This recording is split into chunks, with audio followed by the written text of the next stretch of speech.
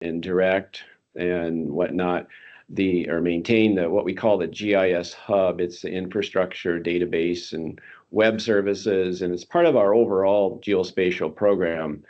And so that's where we've been for quite some time now. It's a way to share data amongst ourselves, probably as our first priority, and then as kind of a tag along, it's being able to share data to our constituents. Part of that geospatial program is the Parcel program that I'm here to talk to you about, and I want to thank you all for the invitation to speak a little bit. There's a lot that I could talk about, and I'm going to try to, for the most part, kind of focus on maybe just a touch on where we've been, but more specifically focus on some of the benefits, I would say, to the counties in particular, and then, of course, to the state and others as well. I'm going to, as we go along, if you see something, you have a question about it, just give me a shout. Feel free or chat it.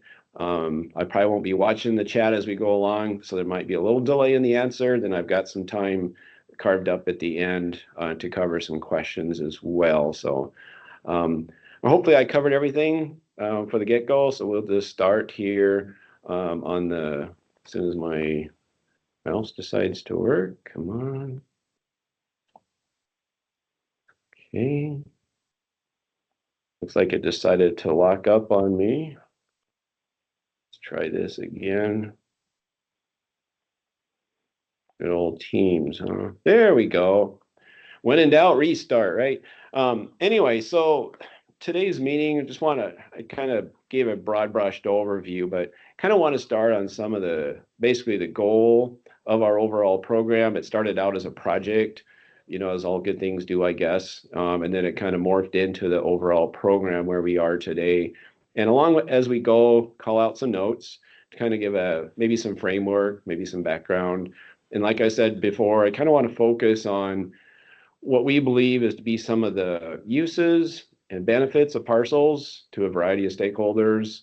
And we want to look a little bit towards the consumers of the data. And probably most importantly, in some ways, how can we assist the data providers who are providing the data in the first place? And as I mentioned, we'll have some time here for the questions and answers. So our number one goal, this has been since day zero, is to have a publicly available statewide parcel data set having a common schema aggregated from each county. I know we all love it when we read from our slides, but I purposely did that just to really focus on this goal that it has to be publicly available. We wanted it wall-to-wall parcel data, and we want to aggregate the data from each county, but putting it into a common schema. I'll touch on a little bit down the road if I remember, but prior to this effort, various people, whether it's engineering companies or state agencies, they'd be asking the counties over and over and over again for data. And in some cases, I can think of at least one or two state agencies that made that request to the counties and stitch things together, but with a variety of schemas. And then there was nothing in place to maintain the data. As we all know, it's not a one and done. You collect data and then you have to maintain it. So it's very important. And just in case I forget as well, when I use the term parcel data set, it's specifically two pieces. It's the actual geometry, the parcel boundary, and then it's also the attributes, and in this case, what we call our tax roll data. And so basically, we have like 53 counties, and so we basically double that for the number of requests, right? So we have two data sets per county. And on top of that, we've got a variety of vendors involved. Some counties do their own thing, like maintain the data. So for example, other times they use one vendor for their tax roll data, but they do it themselves for the boundaries, or vice versa, and so forth. And of course, there's multiple formats and data schemas and file formats. So anyway, it's a lot of fun. So anyway, when we got started, our focus was on all 53 counties. There was two at the time, and that kind of varies a little bit, that had little or no resources, little or no data. They're pretty good, pretty consistent with the tax roll data, because obviously they need to collect taxes, and so they better know what to assess people with. But it was kind of a hodgepodge, otherwise. So there were two counties that we had to do a very, I would call it cursory development of their parcel data, just to get some runs on the board. We also focused initially, and still do really, on rural parcels. We evaluated, so we went to an RFP process. We all enjoy that. But we did that, and during the development of the scope of work, we asked ourselves, well, what is it we're trying to collect? And we determined it's rural parcels. That's our greatest need. And part of that need, it was based on, and it's still present actually, is our game and fish department. They've got what they call their land posting application, where landowners, they can post their land digitally.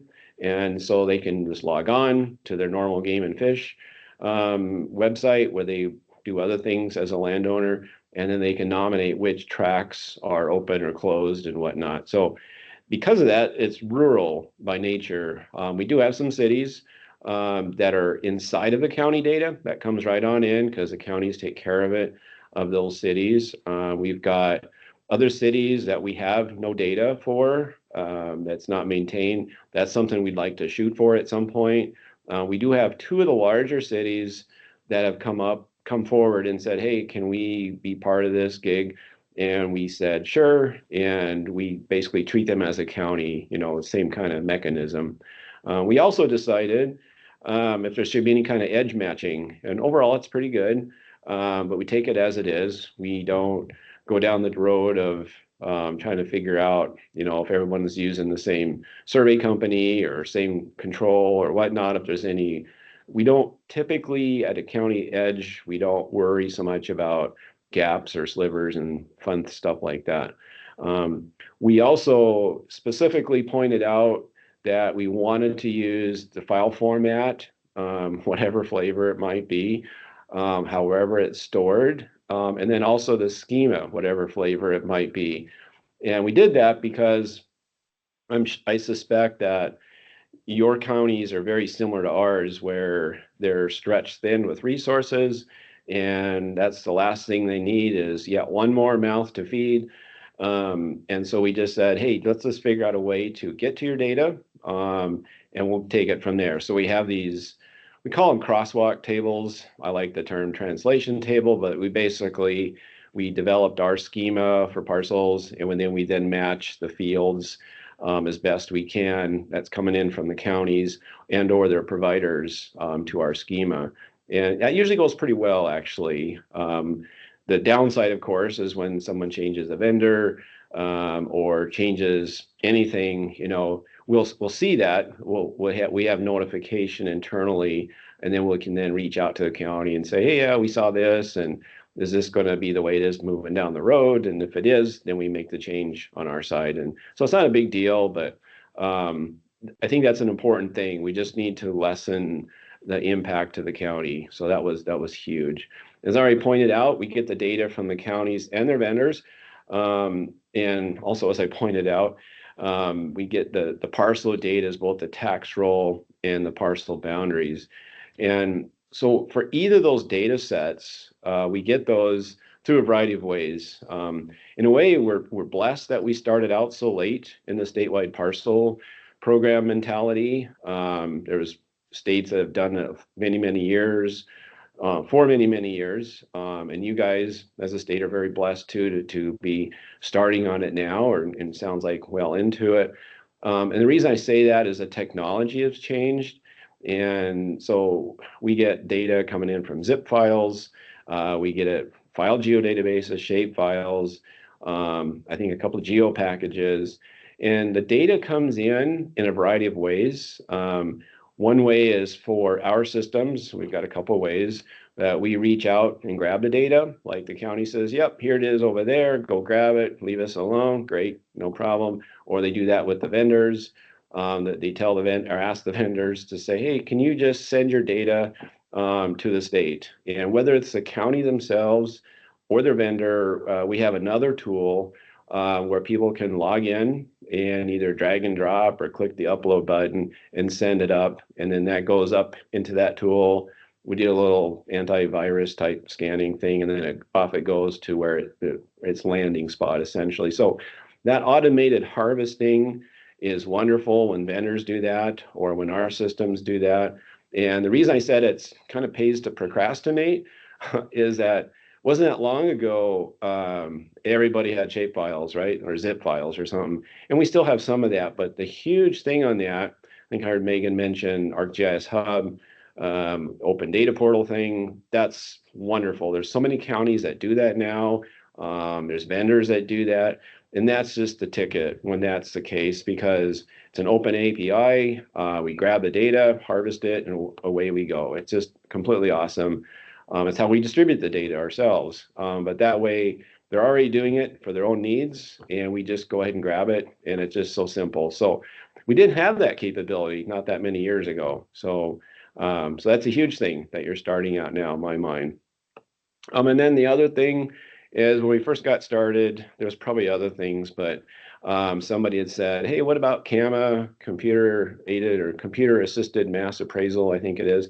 Has a lot of detail. Our emergency services group, they were very interested in having more information that goes past just a normal tax roll, so that whether it's hazard mitigation, who's going to get, if a wildfire comes through, even though we have no trees to speak of, we still get prairie fires. We do get plenty of floods. So things like that, they're very interested, like the property value that would be impacted and so forth. So that's why we're currently evaluating it. We just decided we're not going to ignore it. We're just going to shelve it and hit it some other day. So that's where we are. So we'll try to touch on a few uses and benefits. So I think the number one thing, kind of touched on a little bit, is reduce or elimination of duplication of effort. When we first got started on this, it was a lot of, I saw it multiple times, like an agency contacting me like, hey, Bob, we got all the parcel data. You should just do it this way. But it was haphazard, different formats. And then they would have to recontact all the counties for their data. And counties don't have the time, as I mentioned. Who has time anymore? Anyone, right? But so we wanted to kind of get rid of that. And it's unfortunate we didn't have this sooner, because when our oil and gas was going crazy, some of our poor counties just getting hammered, right? For landman and, whatnot, trying to figure out, the plays and so forth. And there was a huge thing too, people calling in thinking they were, millionaires overnight.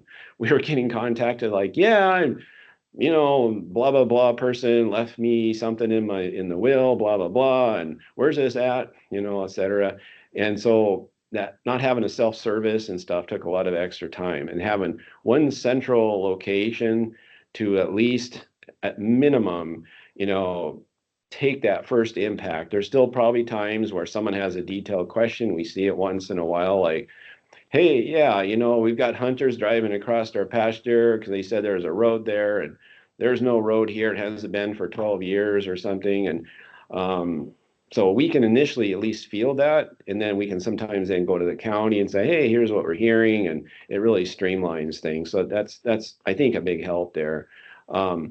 The enrollment of lands in the state programs, there's all kinds of things around that, of course. For years and years, our Game and Fish, and I suspect yours, have the, I don't know, just like set aside of land tracts. Landowners say, hey, let hunters onto our lands, just they can walk on whenever they feel like it, as long as there's no cattle out there harvesting or something. And there's other things that lands are enrolled into. So having a base system like that essentially really helps out the landowners. And as we discovered, happy landowners make less calls to the county offices.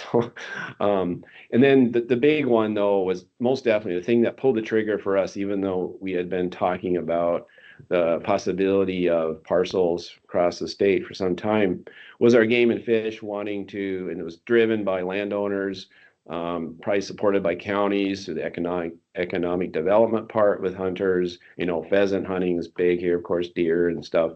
But to basically say, hey, we want the landowner to pick their tracks and, flag it as you can come on or you can't, or they can switch things very quickly. And of course, it's on a, mobile device and so forth. So that was huge. We had to have the supporting infrastructure for that. And I think that was a big motivator for the counties. Like, well, yeah, anything that helps bring in more hunters and fill up the hotels and fill up the restaurants and bars, we're all in on that. So I think we had some landowner groups as well involved on that. I already touched on just pure hazard mitigation, disaster response type of stuff. Just having the parcel data there is a huge assistance, who to contact and so forth. As we work with our vendor, they bring in ideas and comments from other states. So that's why I have that little section there. So there's other things that they've heard about where I'm not exactly sure if we're doing it or not. We don't register our users. We just get people telling us what they're doing or whatnot. So maybe some of these other state items are happening here as well. I'm not sure, but like site planning, pretty confident that actually does happen. It probably should have been moved up.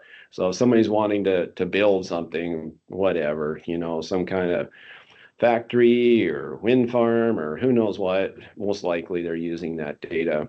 And of course, it goes without saying public safety uses, next gen 911. I know when we were first rolling that out, knowing where the city boundary was huge. So parcels played a huge role in that. Identifying location of schools to register sex offenders. And then there's things that I guess are perhaps related to those other things like, disaster response, but federal aid, having those boundaries in place. And so I think kind of what happens a lot of times is what comes into the state also then gets, distributed to the counties, right? So that streamlines any of those sort of funding distribution models. So sometimes having a tunnel, I like this picture, sometimes having a tunnel takes a little work to get there, but there's something at the end, maybe a rainbow, or in this case, a little waterfall. So in terms of the counties themselves, I keep harping on this, but I think it's important. Reduce data requests. I just think that's huge. Like I said, it doesn't say, we don't ever say that the state is the owner of this data. The state doesn't say that, we're the one-stop shop and it stops here. That's our preference. But if there's a question, we can either field those questions and hopefully kind of a more formatted way, if you will. We don't have to do a shotgun blast, try to, well, in this county, is it the recorder, is it the auditor, or is it the 911 administrator? So we have those contacts. We try to field that. And that should help, directly and indirectly. And just the whole concept of an open data portal is so huge. I'm sure you've seen it, whether for your own state or your own county or others. Like, it's so wonderful to be able to go to one spot and find data. It doesn't have to be on that spot, but maybe it'll take you to some other spot, but have one spot. And that's huge, with the parcel data in particular, and it really helps. So as kind of a side note too, this applies to other data has popped into my head, but sometimes a concern we used to hear a lot years ago, and sometimes we still hear it, like, well, I'm not real crazy about sending my data out the door in open format because it might be misused or misinterpreted. Well, by having, a collaboration or a partnership, we can put stories, we can put a framework, we can put metadata around it. And so by having things organized in a statewide fashion, that really facilitates that. I think it calms the fears of others. As another example in that, we have, was it our last legislative session where before that we have century code that say, well, obviously certain records shouldn't be just sent out the door, whoever wants it, but they specifically added some stuff in there for GIS, and which is good, but they also called out like, hey, for public records, going out the door, unless you go to the courthouse or someplace and ask for it and show them your badge or whoever you are, certain folks like judges or law enforcement, they don't have to put their names Well, actually, I think the code says their addresses or their phone numbers, but we tend to take the names out too. Um, and so there was, when that was rolling out, there was a little bit of confusion and concern and how are we going to maintain that and so forth. So we have a partnership with the counties, and that should help them. We can kind of feel that. We can be a connection, between the county and trying to interpret that, whether it's the recorder or whatnot, and what, the law has. So that should help. Um, in terms of that open data leads to improved data quality, that's not just a parcel thing. It was a completely missed or unexpected benefit of doing the statewide parcel data. And what I mean by that, and it applies, to any kind of data, actually, not just GIS data or not just parcel data, but it's so many times when you put data out there for more eyes to look at and to be used in more ways, inevitably you're going to find something that probably might have been in there for years. And we see that quite a bit. And so that's kind of an ongoing thing, like something that passed the vendor checks, it passed the county checks for like topology or something. And lo and behold, our scripts are like, not so fast. There's an issue here. And so at the end of the day, this improves data quality. So when one of our scripts, our processing fails, or just anything in general, or because the game and fish is so close to this data, working with landowners, inevitably, like, why are there two parcels here and there should only be one, or vice versa, or where's the tax roll, or why is it named this way, or where's the PLSS data? Those are all starting points to then contact the county in a very supportive way, say, hey, here's some possible ways to enhance your data. In some cases, yeah, maybe there is an opportunity to enhance the data. Other times it's for us to learn, like, no, that's an accepted record, or exempted rather, that's the way it is. So, but it does improve the data quality. And we've seen that multiple times where counties are quite happy to, have a heads up on something, how to improve things. So anyway, again, the story for counties, for what this vendor of ours has seen with other states, mutual aid situations, across county boundaries, the whole wonderful broadband work, address validation, and the landscape of that. Citing of new business locations, I think, is a huge thing. We get that. And in fact, yeah.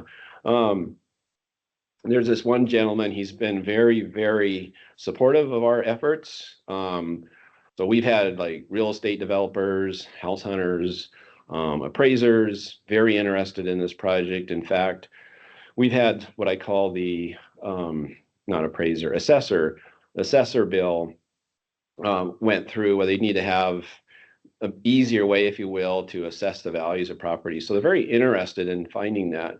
And I think the parcel program that just passed this last session, but I think the parcel program is going to support that.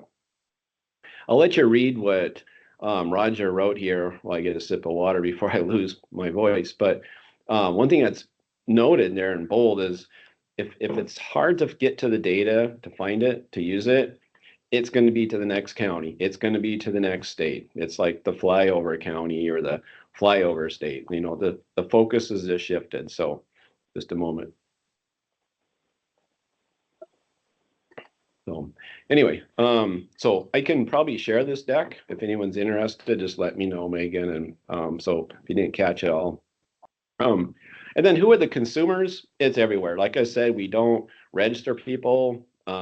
Just it's a free for all.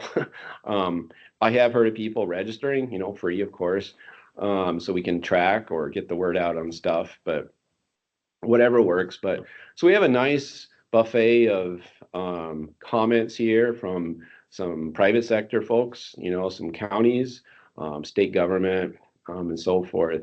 And so it's all over the place. The one in the lower right corner, so we get these unexpected uses, and it always benefits different folks. But it was interesting how this gentleman, through a religious organization, Lutherans, I believe, they basically are, maintaining their cemeteries or, inventorying them, and so they're using this data. But whether it's that or what Wendy wrote there at the top, fielding calls. That's a common story I hear verbally. But no matter what comment it is, it's you can see I've got dollars and signs or times, symbols all over the place there. That's what it works down to, really, time and money, the same old, same old. So I think it's something really to consider. It's just the time savings for everybody, not just the county, which it makes a huge impact, but for the consumers. I think that's really huge. And then this little graph, it's getting somewhat dated. It was from June. Seems like June shouldn't even be here yet, and we've blown the doors off of that. But this is a 6-month look back. And so this is data that's stored on our open data portal. And so people can download it. They can stream it through web services. And you can see we get some really nice request traffic, like for that 6-month period, 60,000 hits per day. So it's quite significant. And it seems to, it for the longest time was really cranking up as people discovered it, and it's still starting to trend up depending on where you look in the time. But it's starting to stabilize. But like every other data set you put out there, it's kind of a natural growth. But we do see a constant, steady growth over time. So I touched on this in the agenda description. I think it's important to assist the data providers. It gets back to making it as easy as possible for them to help. I mentioned already, like send us what you got. We'll take care of the rest. Don't worry about file format and all that good stuff. And so we try to start capturing some of that. So there's a little screenshot of the Parcel program website. And that's actually comes in from our main website. So you start from our main website, the gis.nd.gov. You click on that little box there that takes you to the website for the parcels. And if you scroll to the bottom of that, important information for county and vendors. And it's got things like, here's some things we'd really appreciate. Like, please don't send us, like, say, a shape file. I always love that term, shape file. It's like, you mean shape files. But please don't send them all individually. Just zip them up and send them, please. Simple stuff like that, but also links to presentations and webinars. And I suspect maybe some of you looked at that, which is great. Take what you want. Got questions, let me know. So trying to give kind of a little bit of a landscape on that. And then one of those, like just kind of a one pager, just some simple instructions. I mentioned like, please zip the data, whether it's a shape or a file database. Just some things that really help out. Once in a while, we'll see, used to be a shape file, then it turns into a file geodatabase. Sometimes it's Excel, it turns into a CSV, and that's all fine. We just don't like, it's going to be this way this month and another way the next month. That's fine. And many counties are now saying, hey, we got a new vendor, just a FYI, and lucky for us, and I suspect it's the same for you, is once we figured out for one county, then that'll typically help us out for the other counties, like, vendor A serves multiple counties type of thing. This is handy. We've used this. It's live. It's kind of a dated slide you can see. Anniversary of Custer's demise, June 25th there. But so here's where we call out both the tax roll piece and the parcel boundary piece. And we just basically have worked out and have adjusted over time the frequency of updates from the counties. Like some counties say, yep, put me down for once a year for parcels and monthly for tax roll, or some will say, put me down for weekly for both data sets, and everything in between. And so that's where we come up with these numbers. If we said, okay, you said once a month, works for us, it works for you. And then if we go past that by a certain amount, and then the county goes from gray to brown, and I can use that as a visual, like in addition to an email I get, as do the counties, like, hey, we're running a little late here.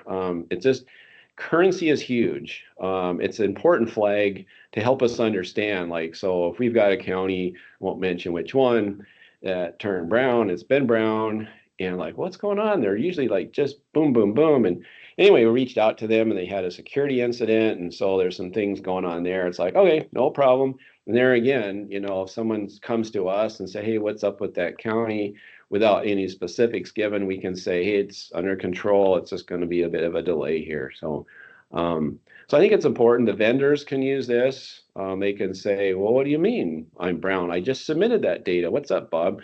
And we can then go look at our scripts like, oh yeah, shoot, we systems got updated over the weekend or something like that. So I think it's a really handy thing to have these maps. So it's not assigning blame or criticism or anything. It's just here's where we are. And this, I mentioned there's a schedule. And so when we first got started, we had a little survey. And from that, we learned of what counties would prefer. You know, like maybe sometimes it's population based, like there's a lot of stuff going on here and we want to do it weekly. And others like, yeah, we're out in the middle of nowhere, you know, 6 months each or whatever is fine. So, but these are what we have on record that we use to harvest, like I mentioned earlier, to reach out and grab or harvest. This is what we use to populate those maps. And so if anything changes as they do, we just make an adjustment and put their county name in a different section here. So we are planning to probably start sending out reminders to people like, you know, just as a little friendly help, they can ignore them. Like, you know, we send emails already, but maybe just a calendar reminder just to avoid getting a little email reminder that you're out of sync and getting people wondering what's going on. So another thing I think can really help counties, and I was just talking with somebody last fall about this, is once in a while they'll get usually it's a vendor saying, hey, yeah, we need your data. And the county says, oh, well, you know, you just go to the, you know, GIS Hub website and you can get it there. Well, how do you do that? You know, so we have instructions on the website. All they need to do is they just go to the website and everything else is done. So just very briefly, they can view the data through a little parcel viewer, just basic click, you know, the typical thing. You can stream the data. You can stream it into ArcPro, that little slide or that bottom central image there. Stream it to ArcPro or a web app or whatever. And if you prefer to download the data, whether you clip it or statewide, you can just download it right there. So the tools are all right there. So anyway, but talked your head off probably, but now's a good time for if you got any questions, I'll try to answer them. And if I can't, I can always find an answer later and try to answer at a later time through Megan. So do we have any questions, comments, or suggestions like, hey, you should really do this?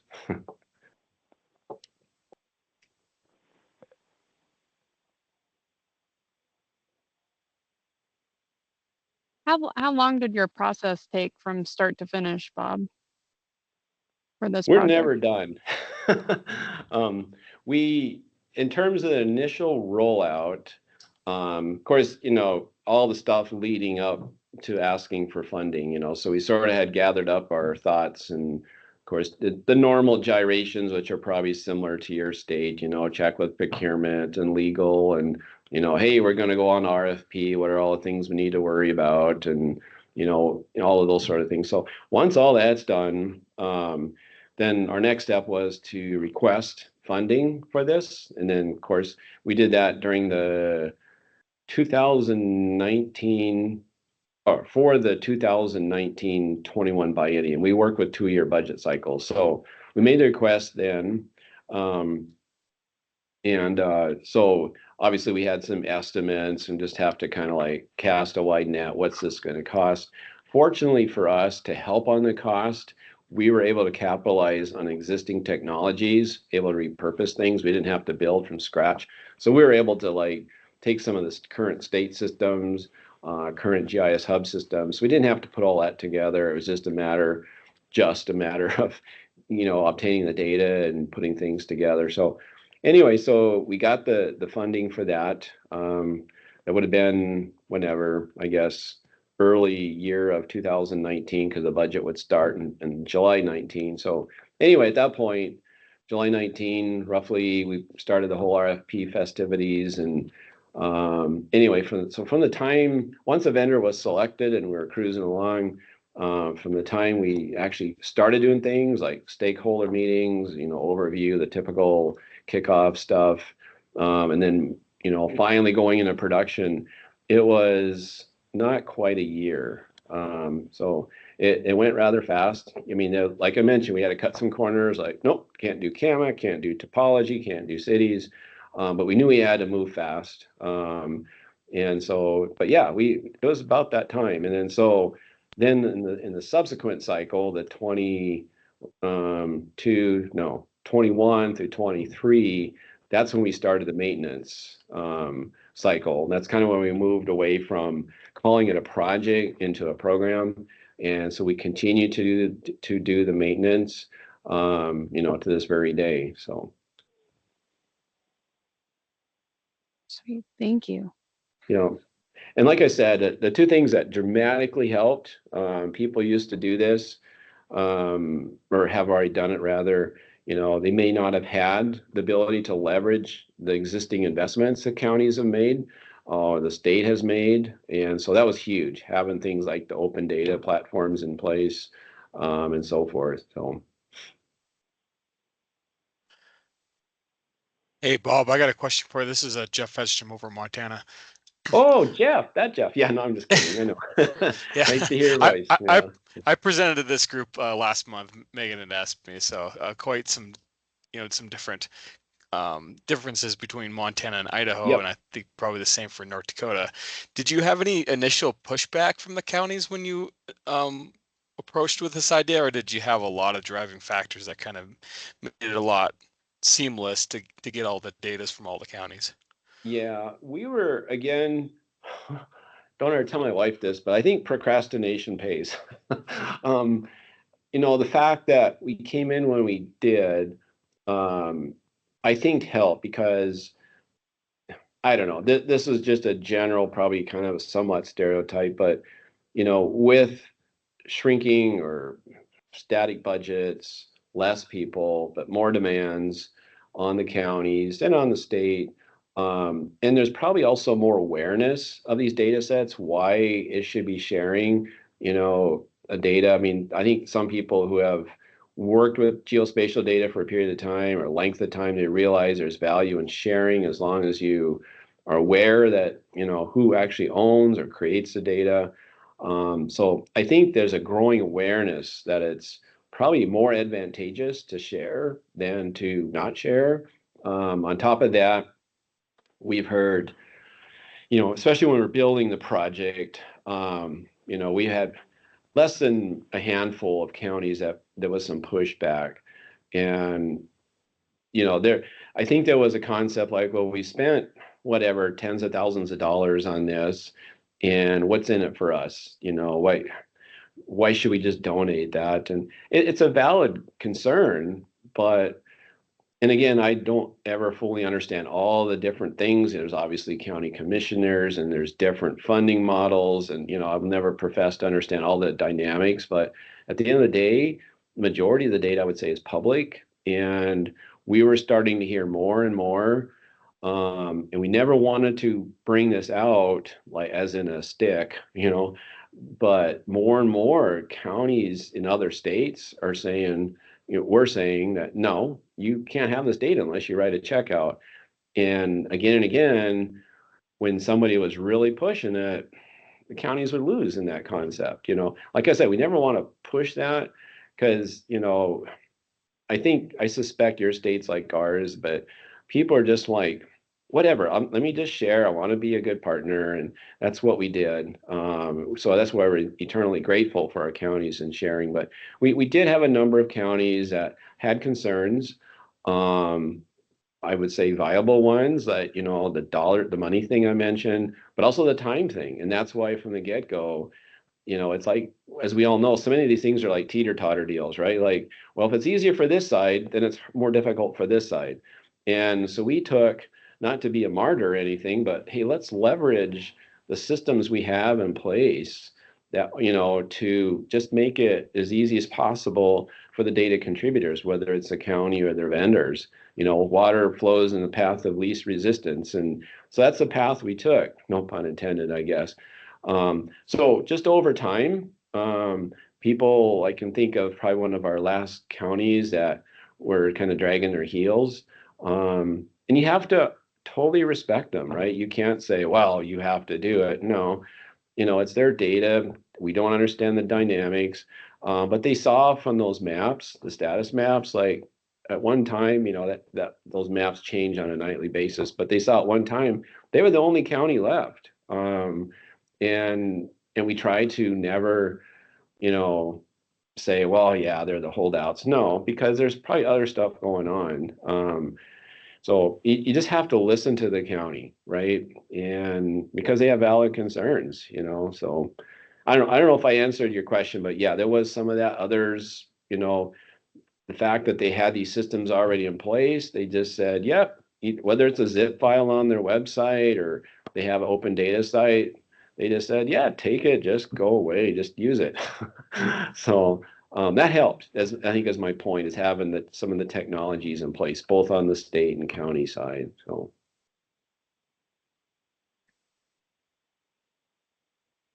one thing I will say too, on that note, it never came up as an issue, but some of our counties who work with vendors, they pay X dollars for some kind of maintenance of some type or another. And one thing we were really concerned about, and still are, always aware. And it kind of happened where we were reaching out to this one vendor. We always try to keep counties in the loop. We never ever want to do something behind the scenes, but anyway, so the county said, yeah, you can talk to our vendor about this project. And so we were asking, like, well, we'd like to get this data facilitated. I mean, it's county data, it's not your data, but county said we need to come to you. And they said, yeah, we can do that. We'll just send the bill to the county. We go, whoa, hang on there. So we did have some of those issues. And so we have to be very careful with what we're asking a vendor, that it does not come down to the county paying for something for us. So you just have to be really careful. Again, transparency and communication is key. On that note, not sure what position Idaho's in, but I've heard of other states, and I think Megan, you and I talked about it, but it worked really well if this other state where they actually sent people out to the counties and met people personally. So instead of just a email or phone call or maybe an odd Zoom or Teams call, people knew each other. So that would be huge. And that's a huge opportunity, I think, most importantly for the state to hear what the concerns are from the counties, or maybe certain individuals or groups or something, because we have to listen. They have valid concerns. We can't just run roughshod over people, because we know we don't like it when the feds do that to us as a state, right? uh, anyway, enough of that probably, but if you got more questions, I'd be happy to entertain those. Does anyone else have questions? Anyone from the counties? We have a I just lot of put, counties on the call. yeah, good. And I just put the link up there if you want to go see if you haven't already, the Parcel website. You can go to gisnd.gov and you click on the resources menu option there, and then click on the Parcel program, and there you go. You'll also see that little box out there, on the main website, and there's my email as well.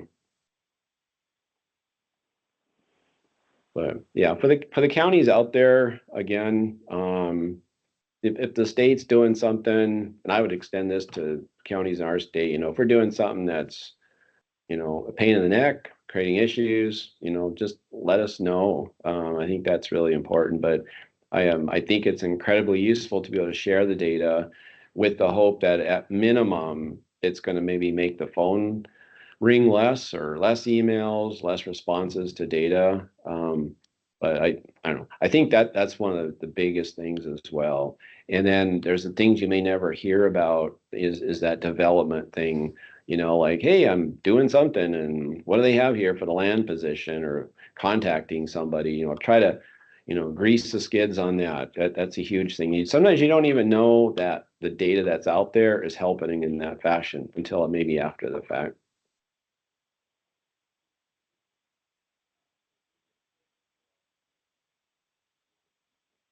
Anyone So else? I do have a trick question for all of you. Someone I'll bet will know. Does anyone recognize where this picture was taken?